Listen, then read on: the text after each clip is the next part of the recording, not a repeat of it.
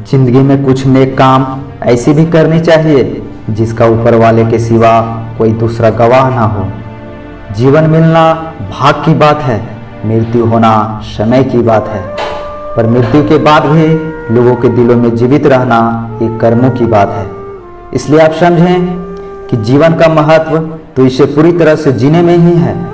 सुखों से भरपूर प्यार से भरा जीवन सभी चाहते हैं, परंतु जीवन कैसा भी हो, हंसी और खुशियों से भरा या दर्द भरा, इसको जितने बेहतर तरीके से जिया जा सके हमें जीना चाहिए।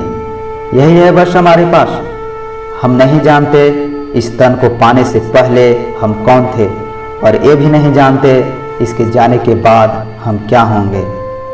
और हमें तो ये भी नहीं मालूम कल तक कौन हमारे थे और कल कौन हमारे होंगे।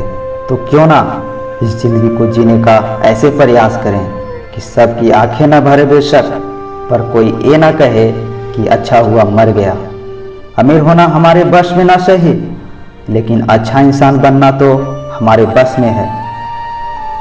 नाम हो यह तो जरूरी नहीं, सब पहचाने यह भी जरूरी नहीं, लेकिन सब अपना दोस्त समझे यह तो किया ही जा सकता है। ईश्वर को मानना या ना मानना कोई जरूरी नहीं, इंसानियत की कद्र तो की ही जा सकती है। हो सकता है सभी जीवन में मुझसे आगे निकल जाएं, तो उनकी खुशी से कोयले की तरह फूकने की बजाय उनकी खुशी के ढोल पर एक ताल मेरे नाम भी हो सकती है।